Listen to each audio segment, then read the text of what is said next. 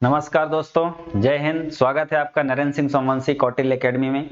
हमारी शतकों का शतक वाली सिलेक्शन वाला शतक की सीरीज प्रारंभ हो गई है और आज हम पढ़ेंगे मध्य प्रदेश के इतिहास से संबंधित महत्वपूर्ण 100 एमसीक्यू प्लस उसके एक्स्ट्रा महत्वपूर्ण फैक्ट्स।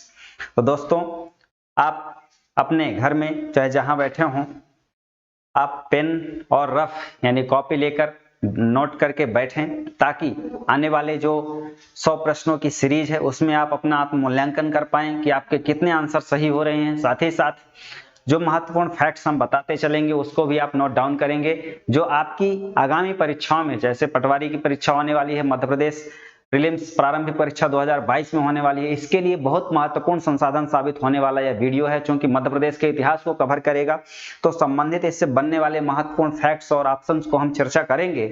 और यह न केवल आपके लिए इस एक एग्जाम में सहायक होगा वरन आने वाली हर परीक्षा के लिए लगभग महत्वपूर्ण संसाधन साबित होगा। और लगातार शतकीय पारी में हम इसका अलग अलग विषयवार विश्लेषण करते जाएंगे। तो दोस्तों, हमारे YouTube चैनल को सब्सक्राइब करें और लाइक करें, शेयर करें ताकि अधिकाधिक लोग इसका लाभ उठा सकें। आने वाले वीडियो को आप तुरंत देख सकें, इसका नोटिफिकेशन मिल सके, इसके लिए सब्सक्राइब भी करेंगे। साथ ही साथ हमारे एकेडमी के मोबाइल एप्लीकेशन को डाउनलोड कर सकते हैं, कौटिल्य एकेडमी नरेंद्र सर नाम से।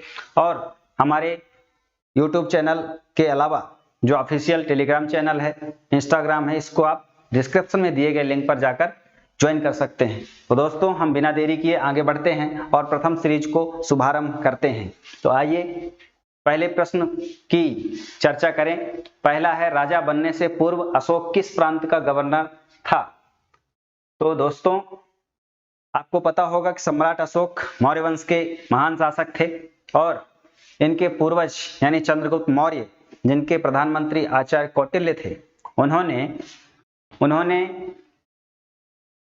आचार्य कौटिल्य ने भारत में चंद्रगुप्त मौर्य को अपने शिष्य के रूप में देश में राष्ट्रीय एकीकरण का प्रथम प्रयास किया था और एक भारत श्रेष्ठ भारत की कल्पना का प्रारंभिक प्रयास किया था। और चंद्रगुप्त मौर्य के बाद उनके पुत्र हुए बिंदुसार के पुत्र हुए सम्राट अशोक। तो सम्राट अशोक को अपने राजा बनने के समय, अर्थात जो राजसी शासन काल था बिंदुसार का, उन्होंने अपने समय में अपने पुत्र यानी अशोक को किस प्रांत का राज्यपाल नियुक्त किया था? क्योंकि हम मध्य प्रदेश का इतिहास पढ़ रहे हैं तो मध्य प्रदेश में ऐसी कौन सी जगह थी जहां से वो संबंध रखते हैं? तो अशोक जो है अवंती के राज्यपाल नियुक्त किए गए थे। अवंती कौन है? अवंती किस स्थान का नाम है? तो अवंती है वर्तमान में जो उज्जैन है, महाकाल बाबा महाकाल की नगरी। ठीक, तो अवंती यानी वर्तमान में उज्जैन, जिसको अवंती महाजनपद, 16 महाजनपद जो 600 ईसा पूर्व के आसपास महात्मा बुद्ध के शासन काल में रहे, उन्हीं में से एक महाजनपद है। और इसी को उज्जैनी भी कहा गया। चंद्रगुप्त विक्रमादित्य द्वितीय की राजधानी भी रहा। बहुत ऐतिहासिक शहर है अवंती। और वहीं से ये अशोक को गवर्नर नियुक्त किया गया था। अशोक का वैसे संबंध विदिशा में महादेवी से विवाह भी हुआ था, एक वैश्य की पुत्री से, तो उनका वैसे संबंध विदिशा से भी है। और अवंती उनको राज्यपाल पद के रूप में दिया गया था। नेक्स्ट आता है, एक सूची दी गई है जिसमें से आपको मिलान करना है। एक साइड दिया हुआ है सेना नायकों यानी क्रांतिकारियों, नेतृत्वकर्ताओं का नाम, और एक तरफ दिया हुआ है स्थान का नाम। तो इनमें से कौन सा जोड़ा मिलान करेगा उसको हमको देखना है। तो राजा ठाकुर प्रसाद किस रियासत से संबंधित थे जहां उन्होंने अंग्रेजों के खिलाफ विद्रोह किया था? और अन्य शंकर साय, शेख रमजान, दिलहन साय ने कहा नेतृत्व किया? तो राजा ठाकुर प्रसाद का संबंध है राघवगढ़ से, शंकर साय का संबंध है गढ़मंडला से, गोंड शासक थे। शेख रमजान सागर में अश्वारोही सैन्य टुकड़ी का नेतृत्व किया था। दिलहन साय का संबंध नरसिंहपुर से था। ठीक इस प्रकार से ये जो जोड़ी है वो ऑप्शंस के अकॉर्डिंग कौन सा ऑप्शन सही होगा? तो राजा ठाकुर प्रसाद ए का तीसरा केवल इसमें है, बाकी में नहीं है, अर्थात ऑब्वियसली ये पूरा ऑप्शन आपका सही हो जाएगा। तो कभी कभी आप बहुत भाग्यशाली होते हैं जब आपसे एक ही ऑप्शन का आंसर पता होता है, लेकिन अन्य तीन जो है सही जोड़ी के माध्यम से सही हो जाते हैं। तो इस प्रकार से हमने इस प्रश्न को देखा। ऐसे महत्वपूर्ण फैक्ट्स जो हम बताते जाएंगे आप अपने डायरी में नोट करते चलें, और यह आगामी जो भी परीक्षा होगी उसके लिए आपको बहुत शॉर्ट नोट्स के रूप में मदद करेंगे। तेवर ग्राम किसका प्राचीन किस पुराने नगर के नाम से विख्यात था? तो दोस्तों मध्य प्रदेश में जबलपुर में त्रिपुरी एक स्थान है, आज उसको तेवर ग्राम, जिसको हम तिलवाड़ा घाट भी कहते हैं, वो इस स्थान को त्रिपुरी नाम से जाना जाता था। ये कलचुरी राजाओं की राजधानी रहा है। साथ ही साथ ये त्रिपुरी 1939 में नेताजी सुभाष चंद्र बोस भारतीय राष्ट्रीय कांग्रेस के अध्यक्ष भी निर्वाचित हुए थे। बाद में पट्टाभी सीतारमैया से विवाद, पट्टाभी सीतारमैया की अध्यक्षी उम्मीदवारी के रूप में गांधी जी के समर्थन और नेताजी के अध्यक्ष बनने की खुशी से नाखुश होते हुए महात्मा गांधी को देखते हुए नेताजी ने त्यागपत्र भी दे दिया था और बाद में फॉरवर्ड ब्लॉक नामक नए संगठन की स्थापना भी करी थी।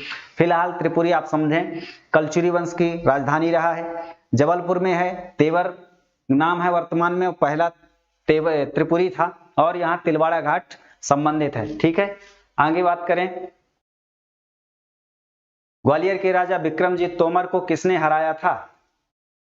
तो ग्वालियर के राजा विक्रमजीत तोमर को किसने हराया था? तो दोस्तों ग्वालियर में राजा मान सिंह के पुत्र थे विक्रमजीत तोमर और इनको हराने वाला जो शासक था वो इब्राहिम लोदी था। इब्राहिम लोदी दिल्ली सल्तनत में लोधी वंश का शासक था और दिल्ली सल्तनत में लोधी वंश लास्ट वंश था। बाद में पानीपत के पहले युद्ध में बाबर ने हराया और लोधी वंश का पतन हुआ, मुगल वंश की सत्ता भारत में आई। तो इस तरीके से जो इब्राहिम लोधी था ये आगरा में अधिकार कर लिया और आगरा में अधिकार कर लिया, वहां से हुमायूं शेरवानी को सेना नायक के रूप में बनाकर भेजा ग्वालियर और विक्रमजीत को हरा दिया और यहां से उन्होंने कोहिनूर हीरा भी प्राप्त किया था। ये बहुत इंपॉर्टेंट फैक्ट्स है, आप नोट कर लेंगे। नेक्स्ट बात करें, ठीक है, कोहिनूर हीरा प्राप्त किया था। बाद में कोहिनूर हीरा आप वर्तमान में इंग्लैंड में है। आगे, प्रसिद्ध क्रांतिकारी बख्तावर सिंह को कहां फांसी दी गई थी? तो उस स्थान का नाम बताना है जहां फांसी दी गई थी।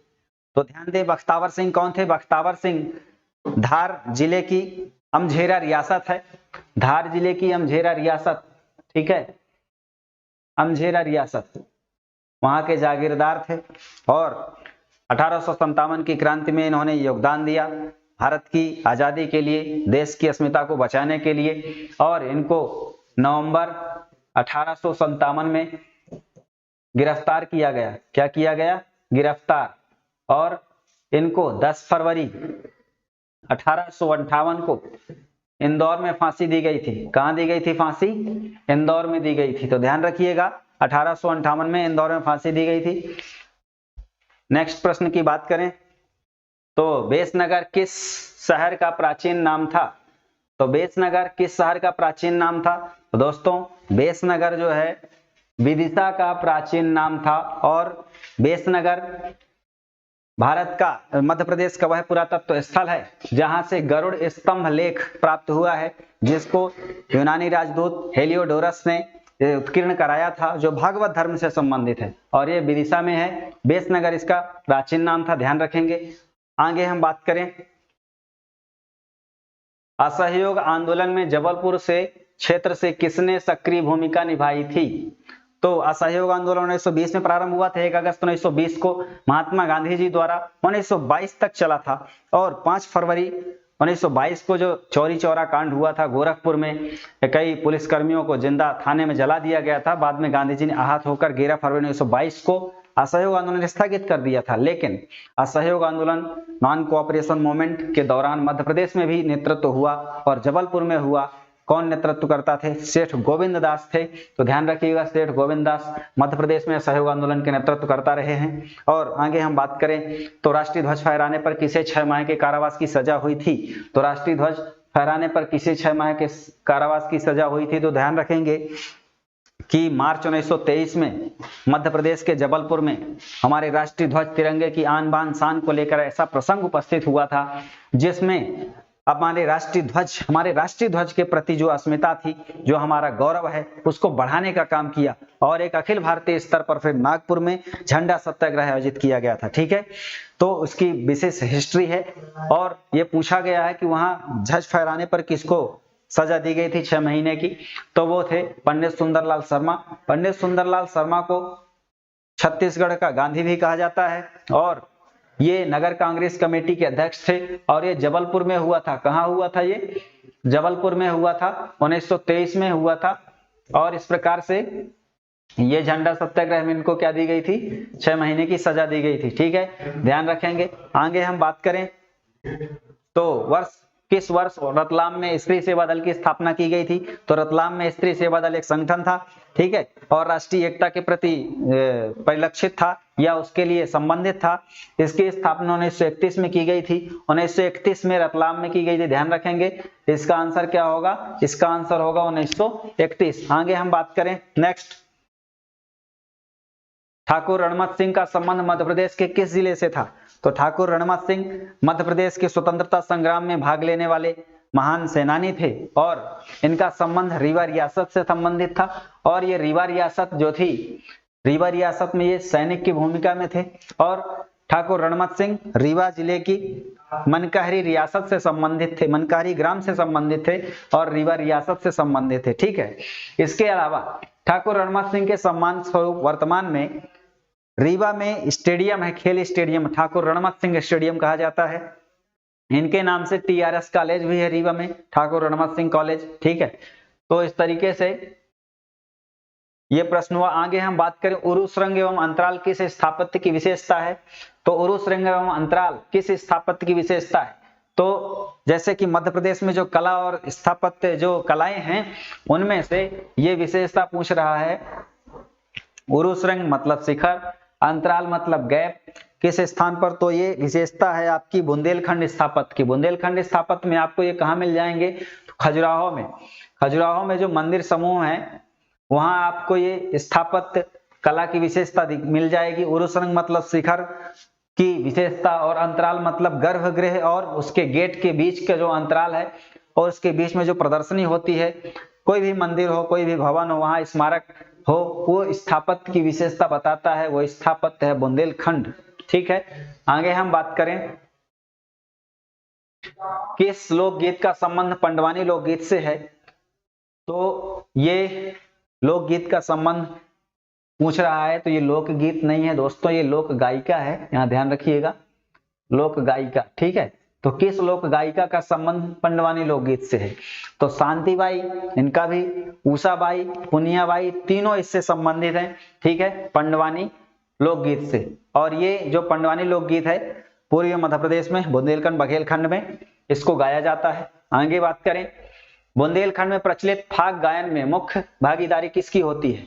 तो बुंदेलखंड में प्रचलित फाग गायन क्या होता है? फाग को ये संबंध रखता है बघेलखंड में और बुंदेलखंड में फगुआ।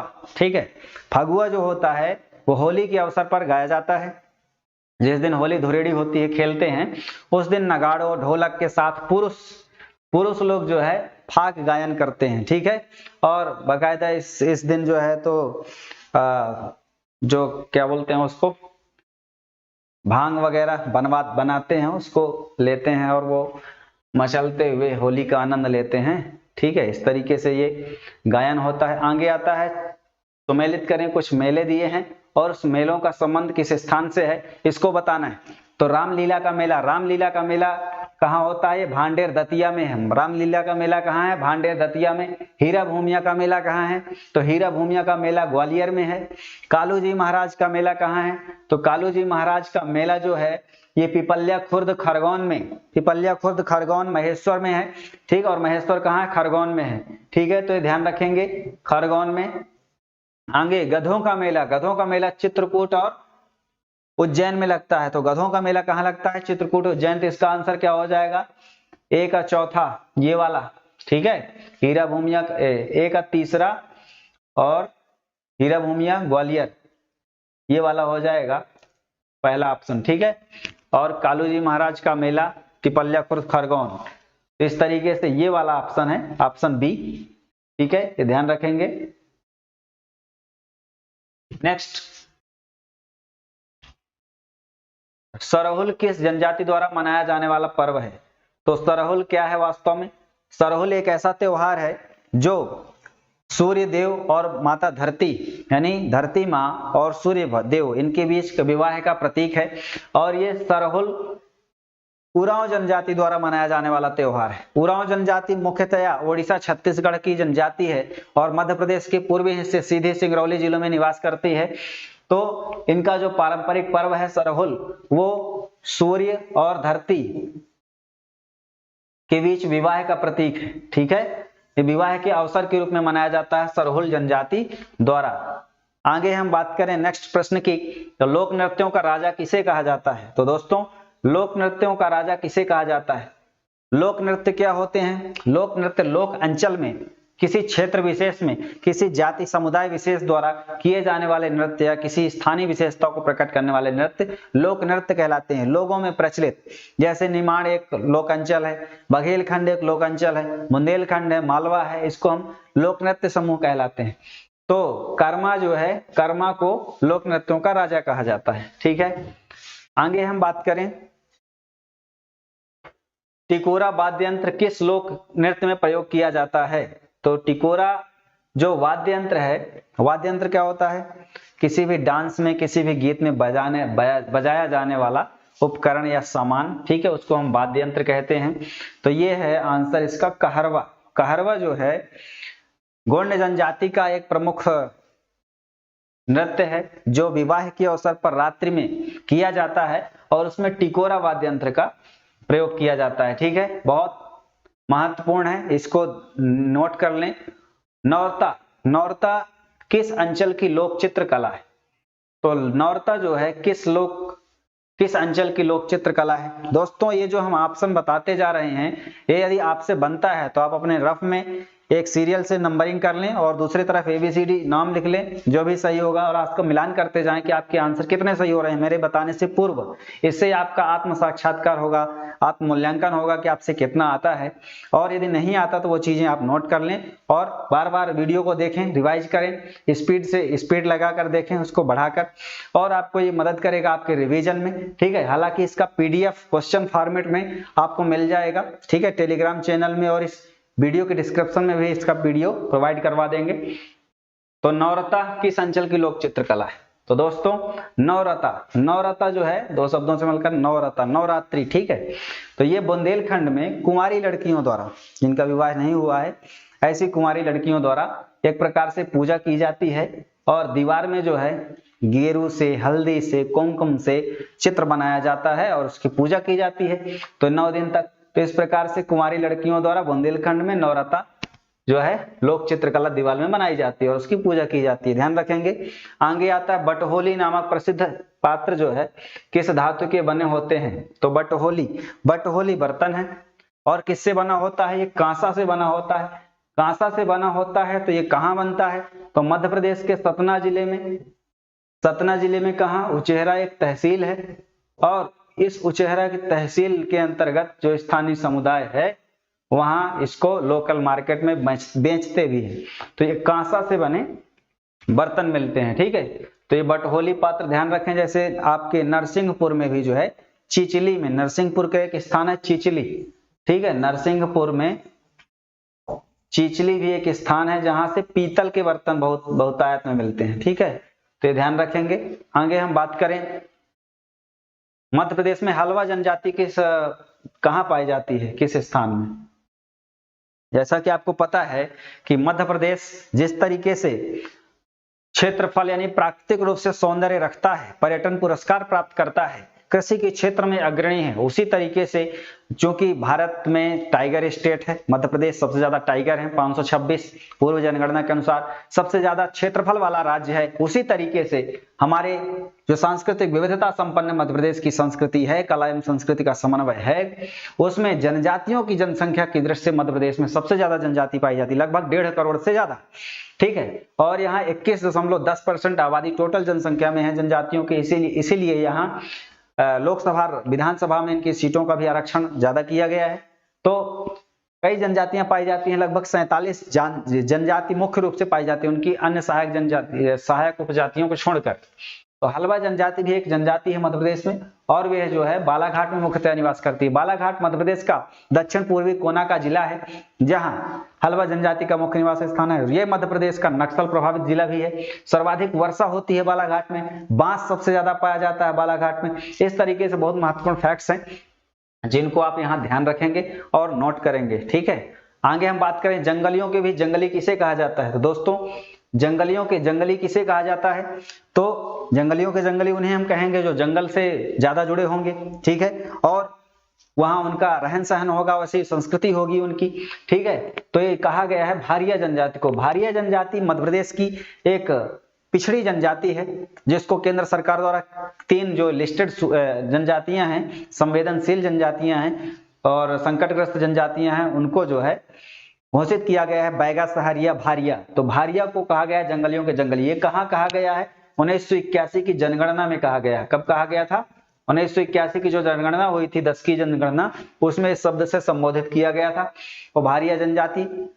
ठीक, आगे हम बात करेंगे इनका निवास वगैरह कहाँ है। तो मेटाकोईतुर, मेटाकोईतुर किसकी उपजनजाति है? मेटाकोईतुर जो है किसकी उपजनजाति है? तो ये है माड़िया की। ठीक है, किसकी जनजाति है? ये माड़िया जनजाति की उपजाति है। ठीक है, ध्यान रखिएगा, इसका आंसर होगा क्या? माड़िया जनजाति। ठीक है, आगे हम बात करें भारिया जनजाति के साथ किस क्षेत्र का नाम विशेष रूप से जुड़ा है? ठीक है, किस क्षेत्र का नाम विशेष रूप से जुड़ा है? तो ये आंसर है इसका विशेष स्थान का नाम पूछ रहा है, अर्थात निवास स्थान होगा या किसी अन्य से संबंधित होगा, त्योहार वगैरह से। तो भारिया जनजाति के साथ जो स्थान है वो है पातालकोट का जंगल। पातालकोट का जंगल छिंदवाड़ा में है और यहाँ पातालकोट तानिया तहसील में यहाँ जो है क्या किया गया है? पातालकोट विकास खंड में पातालकोट विकास प्राधिकरण भी गठित किया गया है भारिया जनजाति के विकास के लिए। और ये पातालकोट इनका प्रमुख निवास स्थान माना जाता है। ये कहा जाता है कि ये जो है धरातल से कुछ नीचे है, इसकी गहराई है, इसीलिए वहां कहते हैं कि प्रकाश इतना ज्यादा नहीं पहुंच पाता। वहां इस तरीके से वो आदिम संस्कृति, आदिम जनजाति का जीवन व्यतीत कर रहे हैं। तो पातालकोट छिंदवाड़ा में है और ये स्थान उनसे संबंधित है। ठीक, भारिया जनजाति को ही जंगलियों के जंगली कहा गया है, ध्यान रखिएगा। आगे हम बात करें, अच्छा वो जो भारिया जनजाति है वो केवल पातालकोट छिंदवाड़ा में नहीं, कई जिलों में, बालाघाट, सिवनी, छिंदवाड़ा, ठीक है, उसके आसपास के जिलों में। आगे हम बात करें इस प्रश्न में, जहां जनजाति एक तरफ लिखा हुआ है, दूसरी तरफ उससे संबंधित महत्वपूर्ण फैक्ट्स हैं। घोटुल, घोटुल का संबंध क्या है? घोटुल क्या है? घोटुल एक युवा ग्रह है, किस जनजाति से संबंधित है? मुड़िया जनजाति से थे। तो एक का दूसरा ये वाला हो सकता है या ये वाला। भागोरिया क्या है? भागोरिया एक त्योहार है, मेला है, हाट मेला है, प्रणय पर्व है, ये प्रेम का त्योहार है। ये भील जनजाति द्वारा झाबुआ, अलीराजपुर, धार जिलों में किया जाता है। तो भागोरिया क्या है? भील जनजाति से संबंधित है। बेवार क्या है? बेवार एक पोंडू या झूम खेती है और यह बैगा जनजाति द्वारा प्रमुख रूप से की जाने वाली पारंपरिक चलित खेती है। बैगा या गोंड जनजाति द्वारा भी किया जाता है। कर्मा, कर्मा तो आपको पता है कि मैंने बताया कि लोक नृत्यों का राजा कहलाता है और ये पूर्वी मध्य प्रदेश की जनजातियों में प्रचलित नृत्य है, लोकगीत भी है। तो गोंड बैगा जनजातियों द्वारा इसको किया जाता है। तो इस तरीके से ये हो गया 2 1 3 4, 2 1 3 4, ये वाला ऑप्शन सही है। आगे जनजातियों और उनके नृत्य के संदर्भ में गलत युग्म का चयन करें। तो कौन सा कथन गलत है या कौन सा जोड़ा गलत है? तो सही कौन सा है? सही कौन कौन से हैं? गलत अपने आप पता चल जाएगा। रागनी सहरिया सही, रागनी एक नृत्य है, ठीक है, रागनी क्या है? एक नृत्य है। और दुलदुल घोड़ी भी है, उसका नृत्य है सहरिया जनजाति का। खम्ब स्वांग कोरकू बिल्कुल सही है। झरबट दशहरा बैगा जनजाति से संबंधित है, ठीक। कोल दहका ये कोल जनजाति से संबंधित है, इसलिए ये गलत है, ये भील से संबंधित नहीं है। तो ये वाला इसका आंसर गलत हो जाएगा, ठीक है। आगे हम बात करें ताम्रपाषाण संस्कृति से संबंधित कायथा की खोज किसने करी थी? तो कायथा स्थल की खोज किसने की थी, इस बात को बताएं। तो ताम्रपाषाण संस्कृति, ताम्रपाषाण काल से संबंधित साक्ष्य मिले हैं कायथा से। कायथा कहाँ है? कायथा है उज्जैन में। कहाँ है कायथा? उज्जैन में। और ये कायथा जो है वराह मिहिर महत्वपूर्ण खगोल शास्त्री थे, महत्वपूर्ण ज्योतिषी थे, गुप्त काल के। कब के थे? गुप्त काल के। चंद्रगुप्त द्वितीय विक्रमादित्य के नवरत्नों में शामिल थे, ठीक है। वराह मिहिर इनकी रचनाएं थी, पंच सिद्धांतिका, बृहद जातिका, बृहद सभ्यता, ठीक है। तो इन्होंने जन्म लिया था कायथा में और ये कायथा ताम्रपाषाण संस्कृति की विशेषताओं को बताता है। इसकी खोज पूछ रहा है किसने करी थी, तो बीएस वाकणकर ने की थी, विष्णु श्रीधर वाकणकर ने। ये महत्वपूर्ण पुरातत्व विज्ञानी कहे जाते हैं और 1964 में इन्होंने उज्जैन में कायथा की खोज करी थी। आगे हम बात करें, बटियागढ़ अभिलेख का संबंध किस शासक से है? तो बटियागढ़ अभिलेख कहाँ है और किस शासक से संबंधित है? तो बटियागढ़ मध्य प्रदेश के दमोह जिलों में है। ठीक, मध्य प्रदेश के कहाँ है? दमोह जिले में। और ये किनसे संबंधित है? तो इनसे संबंधित है, वो शासक है तुगलक वंश। तुगलक वंश से संबंधित है, तुगलक वंश। और 1324 के आसपास का लेख प्राप्त हुआ है। कब का? 1324 के आसपास का। और उस समय मोहम्मद बिन तुगलक और गयासुद्दीन तुगलक, ए और सी इसके आंसर होंगे। ठीक है, किनसे संबंधित साक्ष्य प्राप्त हुए हैं? मोहम्मद बिन तुगलक से और गयासुद्दीन तुगलक से। ठीक है, नेक्स्ट, रीवा में गुफा लेखन अंतरलेख कहां पाया जाता है? तो रीवा में गुफा लेखन, पत्थरों में लेखन प्राप्त हुआ है, चित्र पत्थरों में लिखा गया है, वो लेख कहाँ पाया गया? तो रीवा में। रीवा में कहाँ? बिछिया। बिछिया एक स्थान का नाम नहीं है, बिछिया एक नदी है। और रीवा किस नदी के किनारे बसा है? बिछिया नदी के किनारे बसा है। लेकिन ये इसका आंसर ये सही नहीं है। पचमढ़ी तो नर्मदापुरम जिले में है, जिसको होशंगाबाद कहा जाता था। ठीक, तो ये भी गलत है, ये भी गलत है। केवटी, केवरा, ये भी नहीं है रीवा में। केवटी, केवटी वाटरफॉल है और यहाँ भी गुफा लेखन भी प्राप्त हुआ है। ठीक है, गुफा लेखन भी प्राप्त हुआ है और जलप्रपात भी है। ठीक है, तो ये ध्यान रखिएगा, जलप्रपात भी है केवटी में और गुफा लेखन भी है, यहाँ से प्राप्त हुआ है। आगे हम बात करेंगे नेक्स्ट प्रश्न की। तो प्रमुख मस्जिद है और इससे संबंधित स्थान है, कहाँ है, इनको बताना है। तो कमाल मौला मस्जिद, कमाल मौला मस्जिद धार में है। दिलावर खां मस्जिद कहाँ है? दिलावर खां मस्जिद जो है ये मांडू में है। खजराना मस्जिद इंदौर में है, खजराना गणेश मंदिर भी है। मोती मस्जिद भोपाल में है। कुदसिया बेगम, जो कि भोपाल की प्रथम महिला नवाब थी, कुदसिया बेगम, उसने भोपाल में मोती मस्जिद का निर्माण कराया था। ठीक है, आगे हम बात करें तो इसका मिलान क्या होगा? तो कमाल मौला मस्जिद पहले का तीसरा, ये ऑप्शन सही होगा। और इसमें A3 केवल इसी में है, इसलिए पूरा ऑप्शन सही। नेक्स्ट, अमेरिका में बिकने वाली मूर्ति राम दरबार के प्रसिद्ध मूर्तिकार कौन थे? तो हमारा भारत देवताओं की भूमि रहा है, अनेक प्रतिभाएं यहाँ से जन्मी और विदेशों में अपना नाम कमा रही हैं। वर्तमान में जो प्रवासी भारतीय दिवस सम्मेलन हो रहा है, वो लगभग वर्तमान में दुनिया में हर छठा भारतीय है। ठीक है, हर छठा व्यक्ति भारतीय है और वह भारत की संस्कृति को विदेश में प्रचार कर रहा है, भारत में योगदान दे रहा है, पैसा भेज रहा है।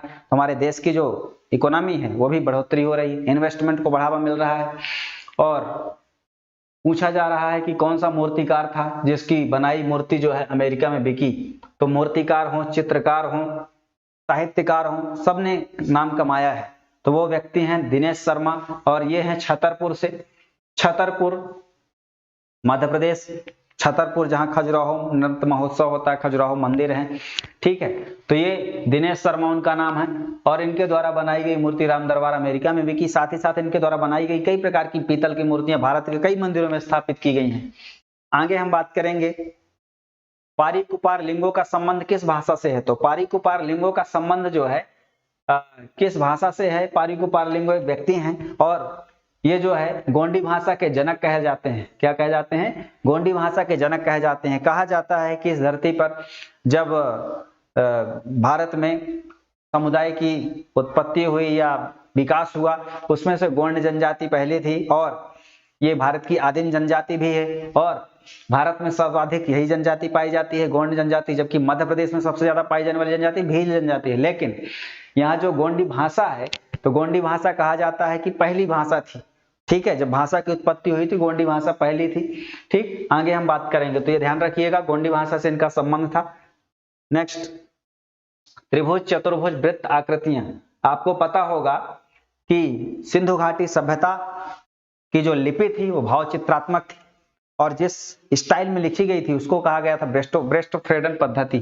ठीक है, तो जो भावचित्रात्मक लिपि थी उसमें बहुत सारी आकृतियां बनाई गई थी, उनमें से कुछ आकृतियां त्रिभुज, चतुर्भुज और वृत्त की भी थी। उसी समरूप में जो अंकन है वो हमारे मध्य प्रदेश में किस चित्रकला में दिखाई देता है? तो वो चित्रकला है मांडना। मांडना जो है मालवा की चित्रकला है।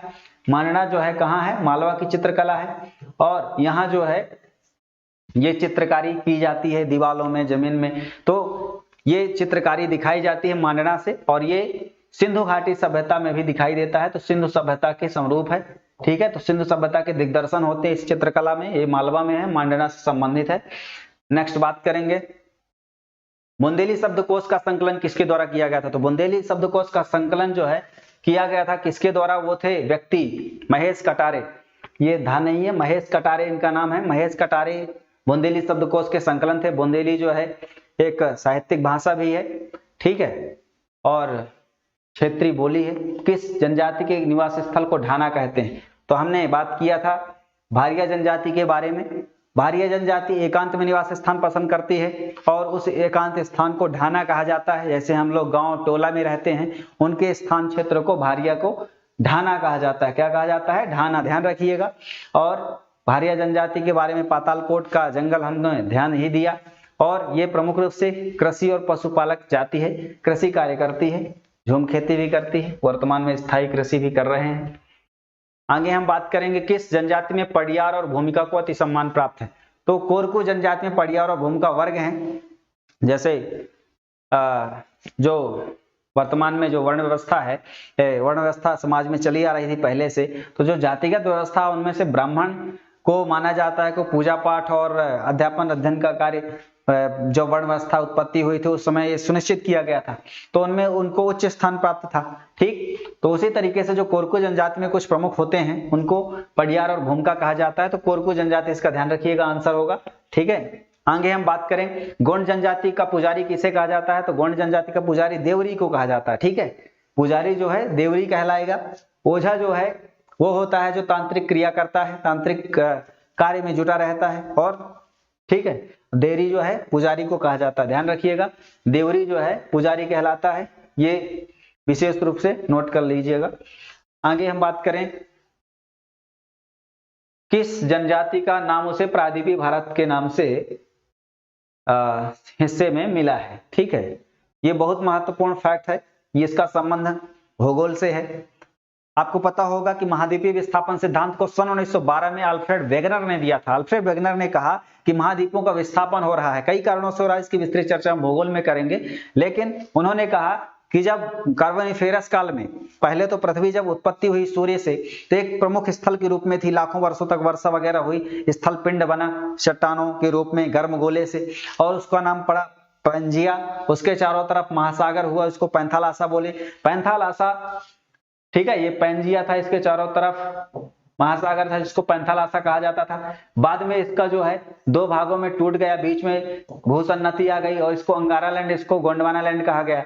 तो जो कार्बोनिफेरस काल में इसका विस्थापन हुआ, दो भागों में विघटन हुआ, तो ये गोंडवाना लैंड कहलाया। गोंडवाना लैंड ही वर्तमान में हमारा जो भारत है, दक्षिण प्रायद्वीपीय पठार, ये गोंडवाना लैंड का भाग है। बाद में यहाँ जो ऑस्ट्रेलिया महाद्वीप है, ऑस्ट्रेलिया महाद्वीप इसी भाग कहलाता है। तो गोंडवाना लैंड गोंड जनजाति से संबंधित नाम पड़ा, और 15वीं से 17वीं शताब्दी तक भारत में, मध्य भारत क्षेत्र में इसका महत्वपूर्ण शासन रहा।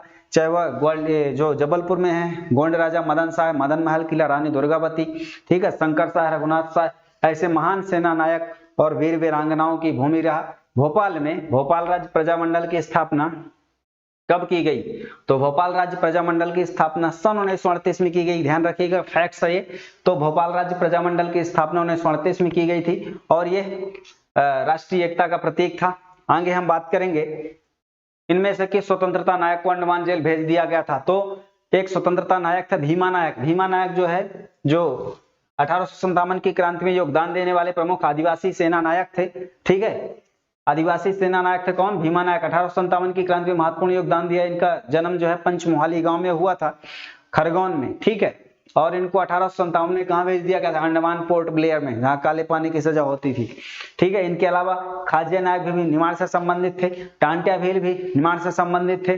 ठीक है, इनका जन्म बीरी गांव में हुआ था 1842 में, और इसी टांटिया भील को टांटिया मामा भी कहा जाता था, टांटिया भी कहा जाता था। वर्तमान में इंदौर में भंवरकुआं चौराहे का नाम इनके नाम पर रखा गया है।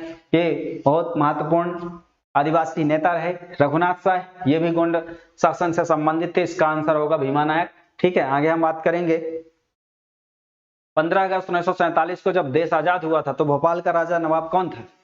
तो आपको पता होना चाहिए कि 1926 से 1948 तक कौन नवाब था? 1926 से 1948 तक लास्ट नवाब थे नवाब हमीदुल्लाह खान। और नवाब हमीदुल्लाह खान जो है भोपाल राज्य को भारत में विलय करने के पक्ष में नहीं थे। बाद में सरदार वल्लभ भाई पटेल और स्थानीय दबाव के सामना करते हुए बाद में भारत में विलय के लिए सहमत हो गए और 1949 में भारत संघ में विलय हो गया भोपाल। ठीक है, आगे हम बात करें विजय राघवगढ़, जहां 17 साल के सरयू प्रसाद सिंह ने क्रांति का नेतृत्व किया था अंग्रेजों के विरुद्ध। और विजय राघवगढ़ मध्य प्रदेश के किस जिले में स्थित है? तो ये कटनी जिले में स्थित है विजय राघवगढ़। ठीक है, विजय राघवगढ़ जो है वहां विधानसभा क्षेत्र भी है, तहसील भी है, तो इस बात को ध्यान रखिएगा। आगे 1931 में महिला सेवा दल की स्थापना हम पहले चर्चा कर चुके हैं, रतलाम में है, 1931 में स्थापना की गई थी। ठीक है, महिला सेवा दल की। आगे हम बात करें महात्मा गांधी ने मध्य प्रदेश की पहली यात्रा किस वर्ष की थी? आपको पता है कि 9 जनवरी 1915 को महात्मा गांधी 1893 में जब चले गए थे दक्षिण अफ्रीका, उसके बाद लौटे थे स्थायी रूप से। और 1915 के बाद जो देश में आए और देश में गोपाल कृष्ण गोखले को अपना राजनीतिक गुरु माना और पूरे देश की स्थिति को साबरमती आश्रम अहमदाबाद में बैठकर उन्होंने अध्ययन किया, जाना समझा। और बाद में 1917 में चंपारण सत्याग्रह के बाद देश में अपने गांधीवादी युग की शुरुआत करी। चंपारण में पहला सत्याग्रह हुआ और जो सत्याग्रह उन्होंने दक्षिण अफ्रीका में किया था उसकी सफलता भारत में भी दिखाई दी। और एक सत्य अहिंसा के परम पुजारी ने देश को बिना हथियारों के जो है, बिना खड़ग, बिना ढाल के हमें आजादी प्रदान करी। माखनलाल चतुर्वेदी की कविता भी है, ध्यान रखिएगा। 28 मार्च 1918 को कब इंदौर भारत की यात्रा कब की थी? 28 मार्च 1918 की यात्रा की थी। तो ये मध्य भारत की यात्रा के समय भारत आए थे। ठीक है, मध्य प्रदेश में उन्होंने यात्रा की, महात्मा गांधी की यात्रा 1918 28 मार्च। आगे बात करें किसने राज्यों में 1939 में अंग्रेजों के विरुद्ध संघर्ष छोड़ने की हिंदुस्तानी लाल सेना का गठन? तो ये थे मंगललाल बांगड़ी। मंगललाल बांगड़ी जो है हिंदुस्तानी लाल सेना का गठन किया था इन्होंने। मध्य प्रदेश स्वतंत्रता संग्राम सेनानियों से संबंधित क्षेत्र महत्वपूर्ण युग्म सुमेलित नहीं है। कौन सा सुमेलित नहीं है? तो बताइएगा कौन सा सुमेलित नहीं है? गुलाब सिंह जबलपुर से संबंध रखते हैं, वहां नेतृत्व किया, सही है। शेख रमजान सागर में किया, सही है। भीमा नायक मुरैना, गलत है। ये खरगोन होगा, निमाड़ क्षेत्र होगा। ठीक है, निमाड़ क्षेत्र होगा। ठीक, निमाड़ क्या होता है? निमाड़ दो भाग में है, एक पूर्वी निमाड़ खंडवा, पश्चिमी निमाड़ खरगोन। अवंतीबाई मंडला में किया था रामगढ़ में। ठीक है, ये सही है।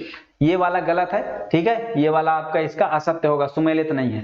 आगे हम बात करें नेक्स्ट, 14वीं शताब्दी के उत्तरार्ध में ग्वालियर में तोमर वंश की स्थापना किसने करी थी?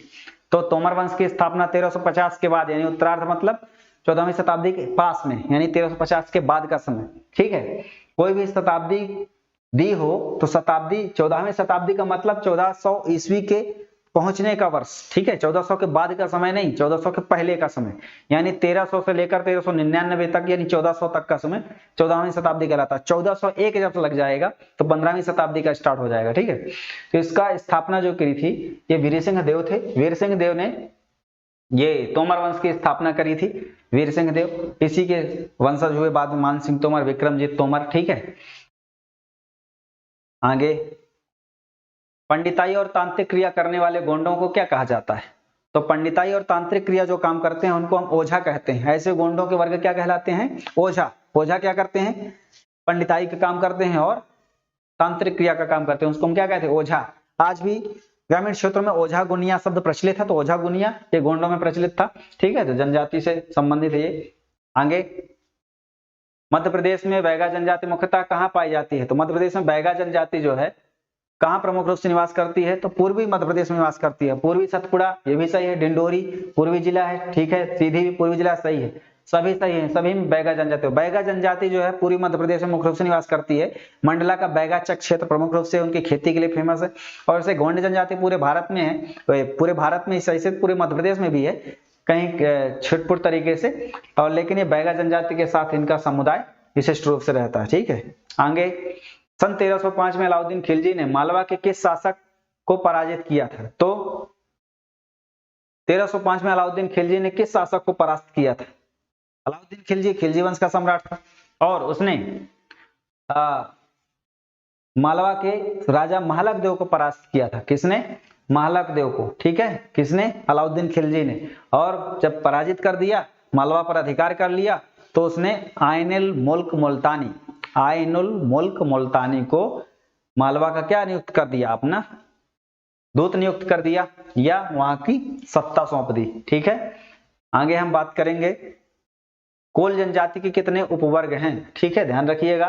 कोल जनजाति के कितने उपवर्ग हैं? तो ये उपवर्ग मतलब उपरूप, किस प्रकार, कितने रूप में है? तो 2 रूपों में है। कौन कौन से हैं वो? रौतिया, एक कौन सा है? रौतिया, और एक आता है रौतेले। कौन आता है? एक रौतिया और रौतेले, इसके 2 उपवर्ग हैं, ध्यान रखिए। कोल जनजाति, ठीक। और ये जबलपुर में, सतना में, रीवा में, कटनी में प्रमुख रूप से निवास करती है ये जनजाति, ठीक है। पौल दह का नृत्य इसी में है। आगे है गोंड जनजाति में ममेरे फुफेरे भाई बहनों का विवाह अधिमान्य होता है, जिसे कहते हैं, तो इसको दूध लौटावा कहते हैं। तो ममेरे फुफेरे भाई बहनों का विवाह गोंड जनजाति में होता है, इसको दूध लौटावा कहते हैं, ठीक है, ध्यान रखिएगा। आगे आधुनिक अमरकंटक का क्षेत्र प्राचीन काल में किस नाम से जाना जाता था? तो आधुनिक अमरकंटक का जो क्षेत्र है उसको प्राचीन काल में किस नाम से जानते थे? तो वो प्राचीन नाम था मैकल, ठीक है, मैकल नाम से जानते थे। ध्यान रखिएगा, मैकल नाम से अमरकंटक का नाम पड़ा है, मैकल। इसीलिए अमरकंटक से नर्मदा नदी निकलती है, सोन नदी निकलती है और जोहिला नदी निकलती है, ठीक है। तो ये जो मैकल पहाड़ी है, हमारा जो मध्य प्रदेश है, ठीक, मध्य प्रदेश की अगर हम बात करें तो इस प्रकार से हमारा जो मध्य प्रदेश है, यहाँ जो इसका पूर्वी क्षेत्र है, ठीक है, क्या है? पूर्वी क्षेत्र, ये सतपुड़ा पर्वत है और ये विंध्याचल पर्वत है, ठीक है। यहाँ सतपुड़ा पर्वत है, इसका जो पूर्वी क्षेत्र है अर्धचंद्राकार में, ये है मैकल। यहाँ से एक नदी निकलती है सोन, एक निकलती है नर्मदा और एक निकलती है जोहिला। तो इस प्रकार से 3 नदियों का उद्गम होता है, इसीलिए नर्मदा नदी को क्या कहा जाता है? मैकल सुता। नर्मदा नदी को क्या कहा जाता है? मैकल सुता, ठीक है। तो मैकल सुता मतलब मैकल की पुत्री। ये स्थान है अमरकंटक। अमरकंटक जो है पूर्वी सतपुड़ा क्षेत्र में मैकल श्रेणी का उच्चतम शिखर है और यहाँ से नर्मदा नदी निकलती है। इसको महारुद्र मेरु भी कहा जाता है। क्या कहा जाता है? महारुद्र मेरु। और यह महत्वपूर्ण पर्यटन स्थल है। यहाँ माई की बगिया, नर्मदा कुंड, ठीक है, और बहुत सारे जलप्रपात हैं, ठीक, कपिल धारा, दुग्ध धारा जलप्रपात। आगे हम बात करें प्रमुख महल हैं, उनसे संबंधित स्थान, ठीक है। तो उनसे संबंधित स्थान कौन सा है? हवा महल जयपुर में भी है, गुलाबी सिटी कहा जाता है जयपुर को, पिंक सिटी। वैसे मध्य प्रदेश में हवा महल कहाँ है? चंदेरी में, ठीक है, चंदेरी महल है मध्य प्रदेश में, ठीक है। जौहर कुंड भी है मध्य प्रदेश में, ठीक है। चंदेरी साड़ियां फेमस हैं, चंदेरी अशोकनगर में है। चंदेरी कहाँ है? अशोकनगर में। राजा रोहित का महल कहाँ है? रायसेन में। रायसेन एक जिला है भोपाल के पास में, राजा रोहित का महल यहीं स्थित है। बघेलिन महल कहाँ है? बघेलिन महल मंडला में स्थित है, ठीक है। और सतखंडा महल कहाँ? दतिया में है। सतखंडा महल कहाँ है? दतिया में, ठीक है, दतिया में है। माँ पीताम्बरा पीठ भी दतिया में है। रामलीला का मेला दतिया में ही लगता है, हमने बात करी। अब 1 2 3 4 ये पूरे सही मिलान है, तो 1 2 3 4 वाला ऑप्शन सही हो जाएगा। आगे बढ़ते हैं। आदिम जनजाति कोरकू मध्य प्रदेश के किन जिलों में मुख्यतः निवास करती है या पाई जाती है? ठीक है, तो आदिम जनजाति कोरकू जो है किन जिलों में है? तो हमारा जो मध्य प्रदेश का पश्चिमी क्षेत्र है, ठीक है, तो जो हमारा मध्य प्रदेश है उसका पश्चिमी क्षेत्र, दक्षिणी क्षेत्र, ठीक है। कौन सा क्षेत्र है?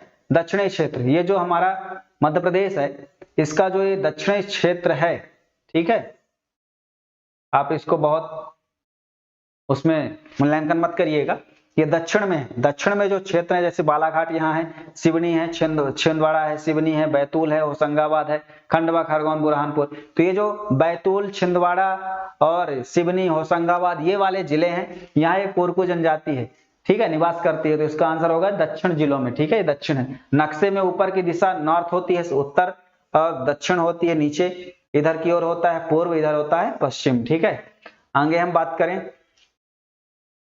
आड़ा खड़ा व रजवाड़ी किस क्षेत्र का लोक नृत्य है? तो रजवाड़ी रजवाड़ा के नाम से फेमस है। कहाँ रजवाड़ा? इंदौर में है, ठीक है, राजवाड़ा पैलेस।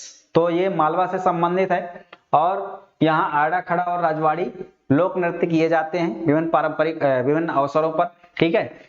ये मालवा से संबंधित है, ध्यान रखिएगा। कुछ निमाड़ क्षेत्र में भी इसको किया जाता है, लेकिन प्रमुख रूप से ये मालवा से संबंधित है। अब लोक नृत्य के विषय में कौन सा कथन गलत है? असत्य का मतलब क्या है? गलत है। तो ध्यान रखिएगा, प्रश्न हल करते समय हमें यह भी ध्यान रखना होता है प्रश्न पूछा क्या गया, सत्य या असत्य, नहीं तो कंफ्यूज हो जाएंगे। ठीक है, तो टांडल नृत्य कोरगू जनजाति से संबंधित है, सही है। गोंडी नृत्य मुरिया जनजाति में प्रचलित है, ये गलत है, क्योंकि ये बैगा जनजाति में प्रचलित है गोंडी नृत्य। गोंडी गोंड से संबंधित होना चाहिए, लेकिन नहीं, ये बैगा से संबंधित है, क्योंकि गोंड और बैगा लगभग एक समान जनजाति के उपवर्ग माने जाते हैं, लेकिन अलग जनजाति है, तो बैगा से संबंधित है गोंडी नृत्य, ध्यान रखिएगा।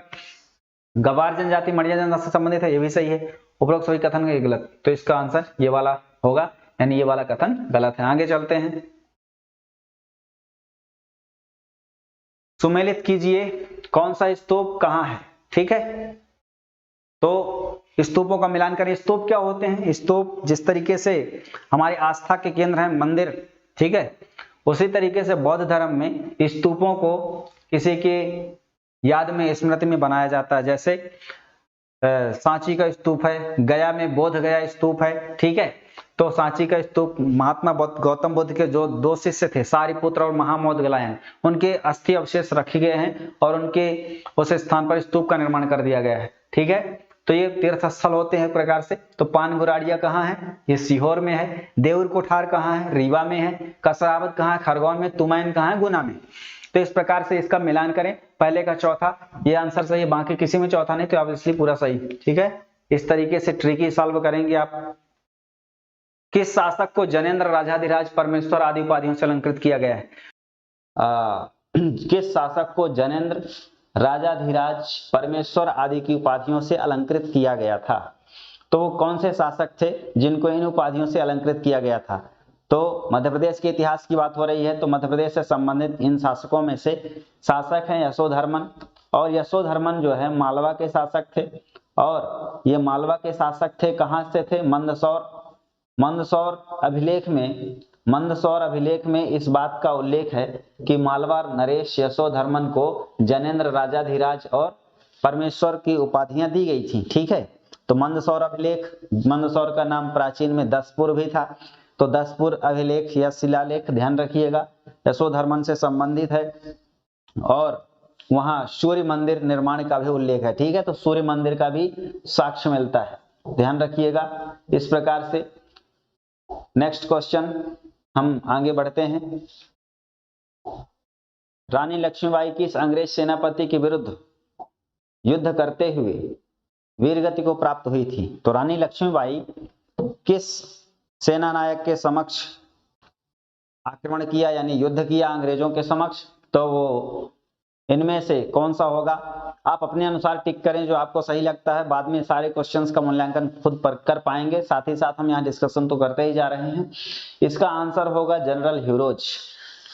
जनरल या कैप्टन ह्यूरोज के समक्ष रानी लक्ष्मीबाई ने युद्ध किया। पहले तो वो तात्या टोपे के साथ झांसी पर अपनी रक्षा करी, और झांसी के बाद जब अंग्रेजों का आक्रमण हुआ, बाद में उन्होंने तात्या टोपे की मदद से ग्वालियर पर अधिकार कर लिया, और फिर ग्वालियर पर अधिकार रहते हुए 18 जून 1858 को जब अंग्रेजों से लड़ाई हुई, जनरल ह्यूरोज सेनापति था, और रानी लक्ष्मीबाई जी जो हैं अपनी जो सहायिका थी गिरधारी बाई, झलकारी बाई की कटार लेकर और स्वयं वीरगति को प्राप्त हुई, आत्म बलिदान कर दिया, और मरते दम तक अपने सतीत्व और स्वाभिमान की रक्षा के लिए उन्होंने जीते जी किसी अंग्रेजी सत्ता के सामने मतलब उनके हाथों नहीं आई, ऐसा उनका संकल्प था। इसलिए क्रांति के बाद जनरल ह्यूरोज ने कहा था कि यदि इस लड़ाई में या क्रांति में कोई अकेले मर्द था तो वह रानी लक्ष्मीबाई थी।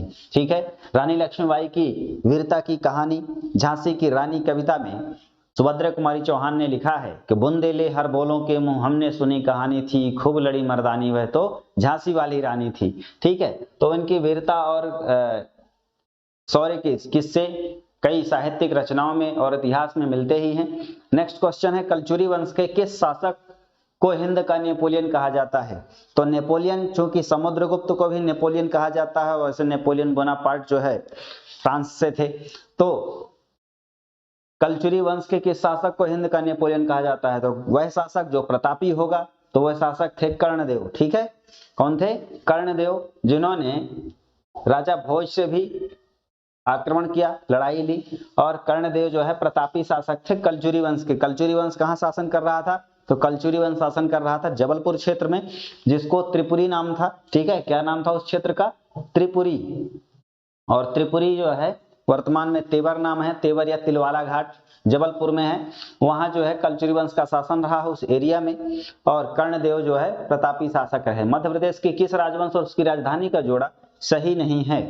तो इनमें से कोई जोड़ा सही नहीं है तो वो बताना है। सही है जो, उनको एलिमिनेट कर लें, तो जो गलत होगा वो अपने आप पता चल जाएगा कि गलत है।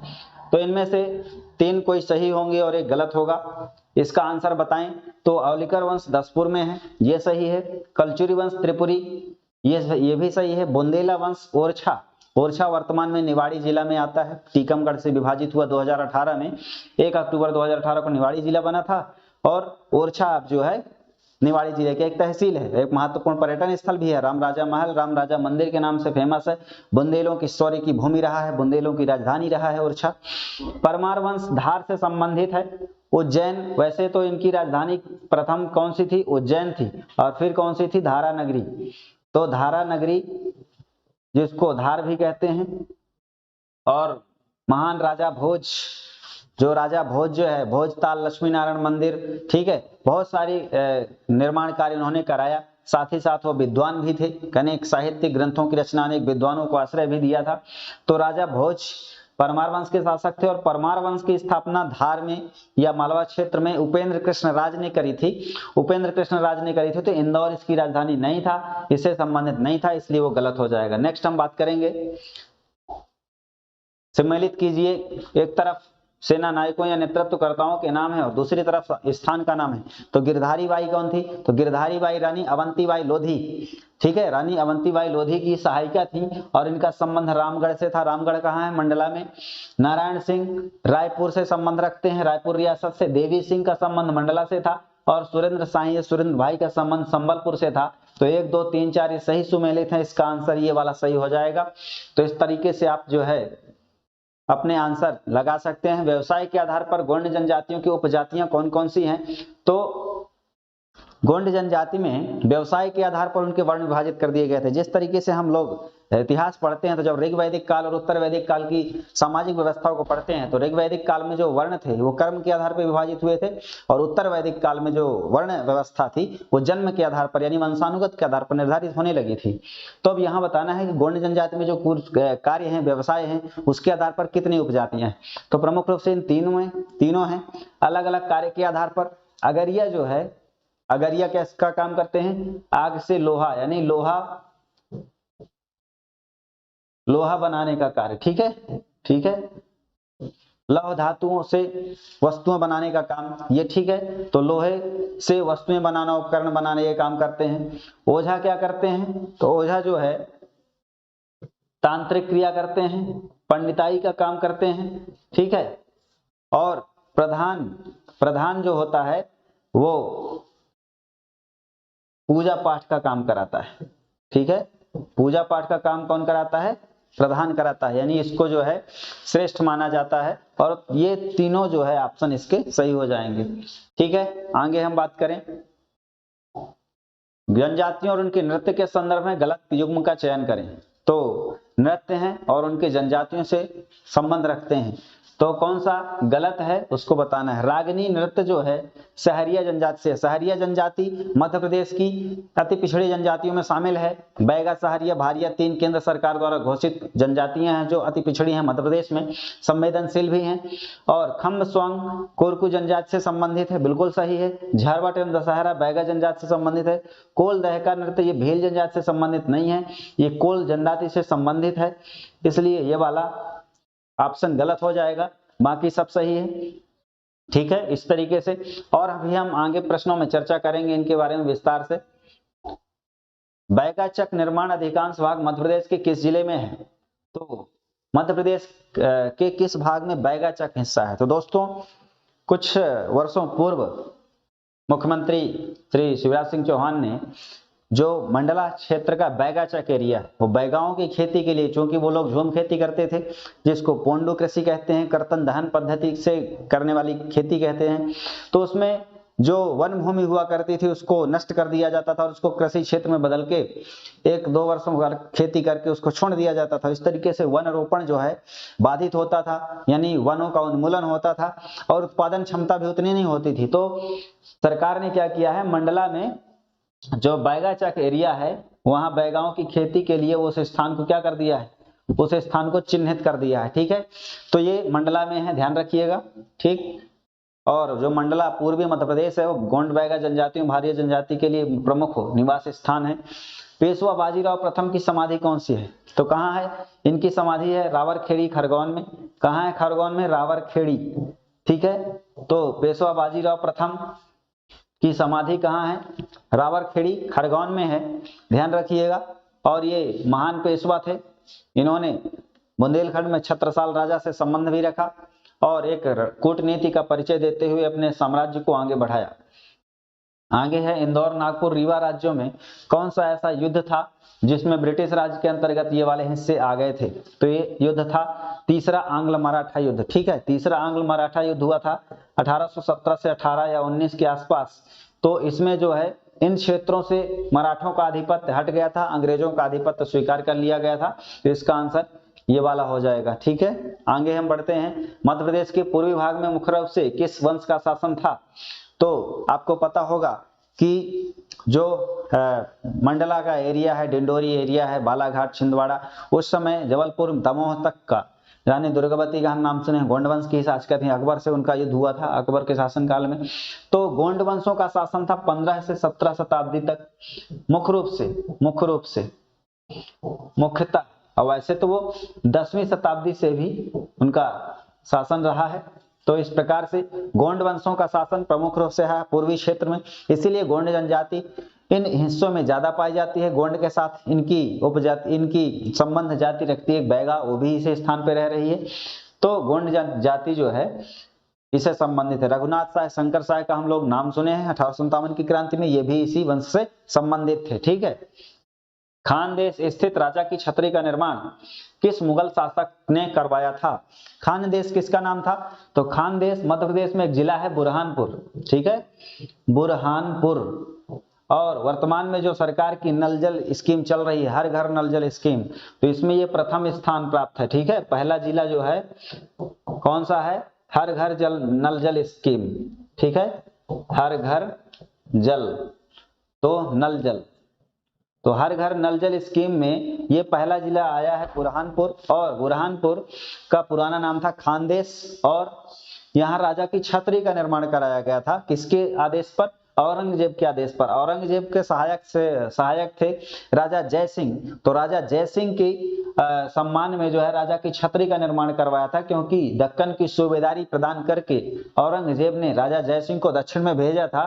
ठीक, तो दक्षिण में उनके क्षेत्र में आधिपत्य कराने के लिए, उनको वर्चस्व बढ़ाने के लिए औरंगजेब के यानी मुगलों का, औरंगजेब ने राजा की छतरी का निर्माण कराने का आदेश दिया था। ठीक है, आगे हम बात करें मध्य प्रदेश के सतना में स्थित भरहुत स्तूप की रेलिंग में किसकी आकृति निर्मित है। तो भरहुत स्तूप जो है सतना में है, और सतना में कहाँ है, लगरगवा के पास। ठीक है, उचेहरा के पास में है ये लगरगवा क्षेत्र, जो स्थानीय नाम है वहां का, और उचेहरा तहसील है, वहां है ये भरहुत स्तूप। भरहुत स्तूप बौद्ध धर्म से संबंधित है और इसका निर्माण अशोक ने करवाया था। ठीक है, किसने कराया था, अशोक ने करवाया था। इसकी खोज किसने करी थी, तो खोज जो है कनिंघम ने की थी। तो आइए हम 71 क्वेश्चंस कर रहे हैं। बुंदेलखंड क्षेत्र में प्रचलित सैला नृत्य कौन सा है। तो बुंदेलखंड क्षेत्र में जो सैला नृत्य किया जाता है उसकी कुछ विशेषता यहाँ दी गई है, उसमें से कौन सा मेल खा रहा है, स्त्री प्रधान, पुरुष प्रधान, समूह प्रधान। ये समूह प्रधान नृत्य है और ये बुंदेलखंड क्षेत्र में बैगा जनजाति समूह, गोंड जनजाति समूह द्वारा किया जाता है। तो ये समूह प्रधान नृत्य है, इस बात को ध्यान रखिएगा। यहाँ समूह में स्त्री पुरुष करते हैं। गोवर्धन संबंधी जो बुंदेलखंड क्षेत्र की कला है, उसमें ये किस त्योहार से संबंधित है? तो दीपावली से संबंधित है। इसके दूसरे दिन गोवर्धन पर्वत कृष्ण जी के संबंध में, जो हम लोग जानते हैं कि उन्होंने गोवर्धन पर्वत को धारण किया था हाथ में, तो दीपावली के दूसरे दिन इसको मनाया जाता है उत्तर भारत में विशेषकर से। तो ये इसका आंसर हो जाएगा दीपावली। नेक्स्ट है, मध्य प्रदेश के किस पुरास्थल से मानव खोपड़ी का कंकाल प्राप्त हुआ है? तो मानव खोपड़ी का कंकाल मध्य प्रदेश के किस पुरास्थल से प्राप्त हुआ है? तो इनमें से कौन सा सही होगा? इसमें से सही है हथनौरा, और हथनौरा जो है सीहोर होशंगाबाद के पास में है, ठीक है। और यहां से नर्मदेवशिश मानव की खोपड़ी मिली है, और ये जो है नर्मदा नदी के किनारे है, ठीक है, नर्मदा नदी के किनारे। तो यहां हथनौरा इसका स्थल सही हो जाएगा। आगे हम बात करें, मध्य प्रदेश के किस जगह पर भगवान बुद्ध के अनुयायियों से संबंधित 2000 साल पुरानी वस्तुएं प्राप्त हुई हैं? तो ये स्थान है खलघाट, धार, और धार में बाघ की गुफाएं भी हैं जो बौद्ध चित्रकला का प्राण कही जाती हैं। तो खलघाट, धार में ये वस्तुएं प्राप्त हुई हैं। तो ध्यान रखिएगा, धार किस संभाग में है? इंदौर संभाग में आता है, ठीक है। पीथमपुर यहाँ का प्रमुख औद्योगिक क्षेत्र भी है। अगला हम प्रश्न बात करें 75 में, ये स्थल हैं और उनसे संबंधित जिलों के नाम हैं। नवदा टोली कहाँ है? तो नवदा टोली जो है खरगोन में है, महेश्वर में है, ठीक, महेश्वर खरगोन में है नवदा टोली। और तादौल जो है उज्जैन में है। खेड़ी नामा कहाँ है? होशंगाबाद में है। भीमबेटका रायसेन में है। यहाँ आदिमानव कालीन चित्र शैलाश्रय भी प्राप्त हुए हैं, और भीमबेटका को 2003 में यूनेस्को विश्व धरोहर सूची में शामिल किया गया है। तो पहले का चौथा, ये वाला ऑप्शन सही हो जाएगा पूरा, ठीक है। आगे हम प्रश्न की बात करें 76, हिंगलाजगढ़ मध्य प्रदेश के किस जिले में स्थित है? तो हिंगलाजगढ़ जो है किस जिले में स्थित है? तो ये स्थित है मंदसौर में, ठीक है, मंदसौर में स्थित है हिंगलाजगढ़। और यहाँ जो है मूर्ति कला का प्रसिद्ध केंद्र था, और मूर्ति कला का जो केंद्र ये था, ये परमार शासकों से संबंध रखता था, ठीक है, परमार शासकों से। तो परमार शासकों के समय हिंगलाजगढ़ क्या था? मूर्ति कला का प्रसिद्ध केंद्र था, और ये मंदसौर में है, ठीक है। आगे हम प्रश्न की बात करें, किस स्तूप में महात्मा बुद्ध के 2 जो शिष्य थे उनकी अस्थियों के अवशेष प्राप्त हुए हैं? ये मध्य प्रदेश का और भारत का सबसे बड़ा स्तूपों में से एक है, और वो स्तूप है सांची का स्तूप, ठीक है। वो कौन सा स्तूप है? सांची का स्तूप है। सांची का स्तूप कहाँ है? रायसेन में है, और ये बौद्ध तीर्थ स्थल के रूप में विख्यात है। तो सांची स्तूप रायसेन में है, और यहाँ जो है महात्मा बुद्ध के 2 शिष्यों के नाम क्या था? सारिपुत्र, ठीक है, सारिपुत्र और महामोदगलायन इनके 2 शिष्य थे जिनकी अस्थियों के अवशेष यहाँ प्राप्त हुए हैं। तो ध्यान रखिएगा, इसका आंसर हो जाएगा सांची का स्तूप, ठीक है। और सांची के स्तूप में बाद में शुंग शासकों ने भी रेलिंग का निर्माण कराया था, उसको भी ध्यान रखिएगा कि पुनर्निर्माण किसने करा था? शुंग शासकों ने। और निर्माण किसने करा था सांची स्तूप का? तो सम्राट अशोक मौर्य ने कराया था। श्री प्रेमचंद उस्ताद का संबंध किस स्वतंत्रता आंदोलन से था? तो इनका संबंध था असहयोग आंदोलन से। ये खंडवा जिले में असहयोग आंदोलन की गतिविधियों में शामिल रहे श्री प्रेमचंद उस्ताद। ध्यान रखिएगा, असहयोग आंदोलन गांधी जी द्वारा 1920 से प्रारंभ किया गया था। 1922 में चौरी चौरा घटना के कारण इसको स्थगित भी कर दिया गया था।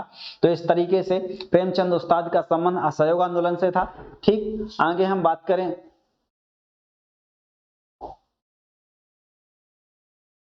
नेक्स्ट क्वेश्चन में, कोरेगांव अष्टी के युद्ध का संबंध किस मराठा शासक से था? तो कोरेगांव अष्टी युद्ध का संबंध पेशवा बाजीराव द्वितीय इनसे था। इनकी सेना ने, पेशवा बाजीराव द्वितीय की सेना प्लस अंग्रेजों, और अंग्रेजों में कौन शामिल थे? दलित सेना, ठीक है। दलित समुदाय के ज्यादा इसमें सैनिक भाग ले रहे थे अंग्रेजों की तरफ से, और दूसरी तरफ से थे मराठा, ठीक। मराठा कौन थे? बाजीराव द्वितीय। इनके बीच युद्ध हुआ था, और यह युद्ध जो है 1 जनवरी 1818 में हुआ था। कहाँ हुआ था ये युद्ध? तो पुणे में हुआ था, महाराष्ट्र मराठा क्षेत्र में पुणे में हुआ था, जिसमें अधिकांशिक जो दलित सैनिक थे अंग्रेजों की तरफ से उनकी शहादत हुई थी, यानी वो मृत्यु को प्राप्त हो गए थे।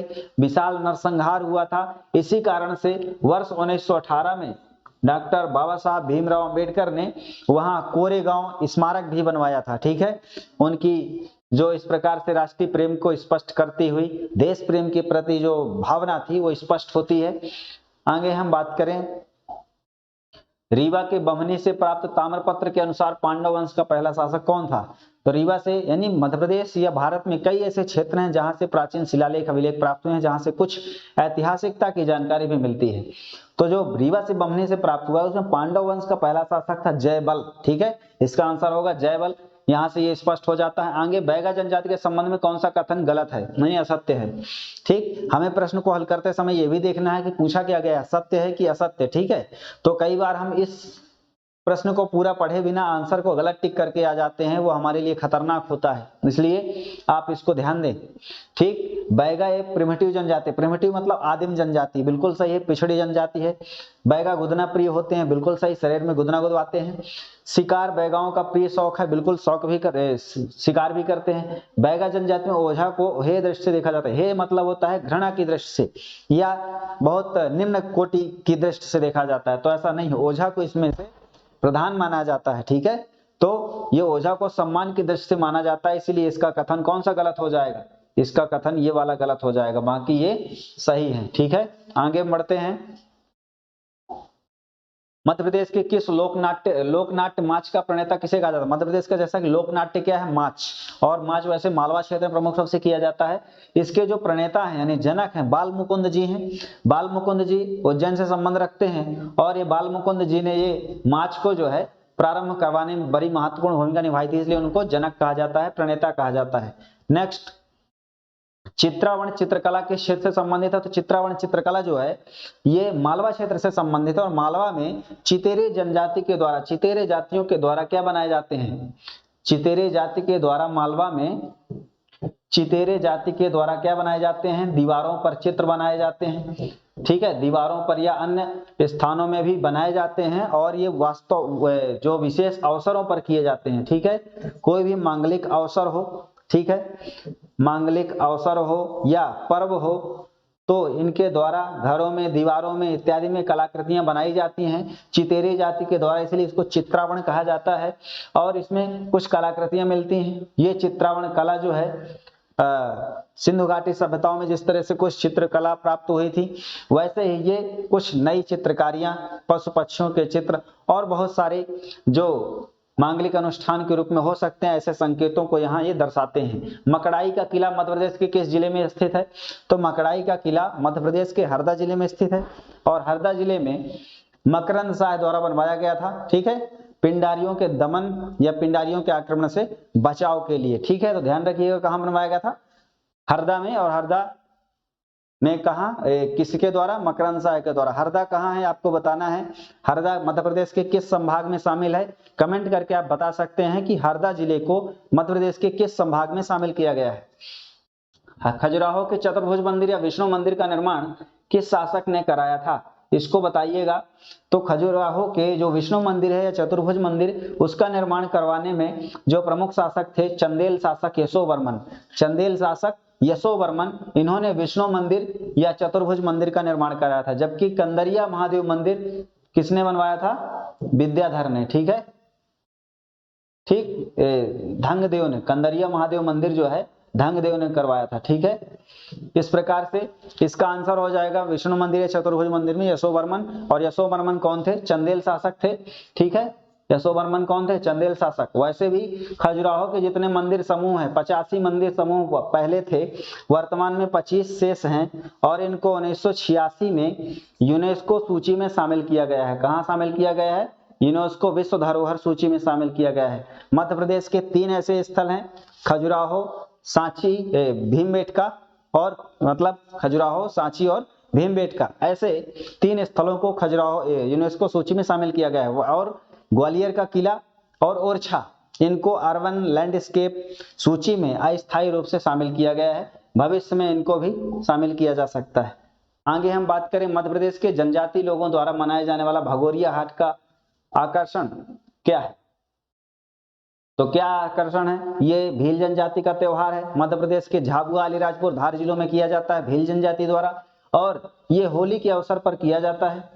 होली के 7 दिन पहले से प्रारंभ हो जाता है और यह प्रेम का त्योहार है। यहाँ युवक युवतियां आपस में एक दूसरे पर गुलाल फेंकते हैं और कहा जाता है कि यदि दोनों अपनी राजी से एक दूसरे पर गुलाल फेंके तो इनका राजी बाजी विवाह हो जाता है। ठीक है, प्रेम विवाह है ये। ठीक, आगे बात करें, निम्न में से विश्व में प्रथम कंघी का आविष्कारक के रूप में किसे जाना जाता है? तो कंघी का आविष्कारक बंजारा जनजाति को माना जाता है। ध्यान रखिएगा, कंघी का आविष्कारक जनजाति बंजारा जनजाति है। आगे हम बात करें कहरवा लोक नृत्य किस अंचल से संबंधित है? तो कहरवा लोक नृत्य जो है बुंदेलखंड अंचल से संबंधित है। ध्यान रखिएगा, कहरवा लोक नृत्य किस अंचल से संबंधित है? बुंदेलखंड से संबंधित है। आगे, वीर उदय चंद्र का संबंध किस जिले से है? तो वीर उदय चंद्र का संबंध मंडला जिले से है। मंडला जिले में इन्होंने अपना योगदान दिया और शहादत दी। तो वीर उदय चंद्र का संबंध कहां से है? मंडला जिले से है। ध्यान रखिएगा, इसका आंसर हो जाएगा मंडला। आगे हम बात करें नाथपंथी गायन। तो नाथपंथी गायन जो है किस अंचल में गाया जाता है? तो नाथपंथी गायन नाथ संप्रदाय के द्वारा, ठीक है, नाथ संप्रदाय के द्वारा निमाड़ में गाया जाता है। ठीक, ध्यान रखिएगा, नाथपंथी समुदाय के जो लोग होते हैं उनके द्वारा नाथपंथी गायन किया जाता है। परमार वंश की संस्थापना किसने की थी? तो परमार वंश की स्थापना उपेंद्र कृष्ण राज ने की थी। राजा भोज और मुंज, इसी मुंज जो है दरबारी कवि था। हर्ष जो है वर्धन वंश का शासक था, पुष्पभीति वर्धन, ये गलत हो जाएगा। राजा भोज परमार वंश के शासक थे, लेकिन संस्थापक कौन थे? उपेंद्र कृष्ण राज। तो उपेंद्र कृष्ण राज ने मालवा में किसकी स्थापना करी थी? परमार वंश की। तो ध्यान रखिएगा, इसका आंसर हो जाएगा उपेंद्र कृष्ण राज। घुमरा का शिव मंदिर कहाँ है? तो जो शिव मंदिर है ये घुमरा का मंदिर, शिव मंदिर भगवान शिव को समर्पित है और ये सतना जिले में है। सतना में कहाँ है? नागौद में है। ठीक है, तो ध्यान रखिएगा, और ये किस काल का है? गुप्त काल का है। ठीक है, तो इस प्रकार से इसका आंसर हो जाएगा सतना। सतना में नागौद, नागौद में किसके लिए? शिव मंदिर, शिव भगवान को समर्पित है और गुप्तकालीन मंदिर है, गुप्त काल में इसका निर्माण हुआ है। बटेश्वर समूह के मंदिर मध्य प्रदेश के किस जिले में स्थित हैं? तो बटेश्वर समूह के मंदिर मध्य प्रदेश के मुरैना में है। मुरैना में भगवान शिव की, गणेश की और अन्य देवताओं की, विष्णु भगवान की मूर्तियां, मंदिरें स्थापित हैं और उस समूह को कहा जाता है बटेश्वर समूह। कहाँ है ये? मुरैना में है। ठीक है, आगे बात करें, ब्रह्मा विष्णु महेश आदि देवताओं की प्रतिमाएं किस मंदिर स्थापत्य का उदाहरण है? तो ये मंदिर है, स्थापत्य है कंदरिया महादेव मंदिर। कंदरिया महादेव मंदिर में इन तीनों जो त्रिदेव कहलाते हैं इनकी प्रतिमाएं स्थापित हैं। ठीक है, तो कंदरिया महादेव मंदिर इसका आंसर हो जाएगा। छिंदवाड़ा का पातालकोट किस जनजाति का निवास स्थान है? तो छिंदवाड़ा का पातालकोट जो जंगल है भारिया जनजाति का प्रमुख रूप से निवास है और यहाँ गोंड जनजाति भी निवास करती है। तो इसका आंसर हो जाएगा गोंड और भारिया। ठीक है, आगे हम बात करें पालतू जानवर किस मेले में बेचे जाते हैं? तो पालतू जानवरों को जो क्रय विक्रय है यानी इनका बाजार कहाँ लगता है? तो ये लगता है नागा जी का मेला, और नागा जी का मेला कहाँ लगता है? मुरैना में। ठीक है, कहाँ लगता है ये? मुरैना में। तो नागा जी के मेले में पशुओं का, पालतू जानवरों का क्रय विक्रय किया जाता है। ठीक है, आगे हम बात करें, मेला है उससे संबंधित कुछ जिले हैं उनका मिलान करना है।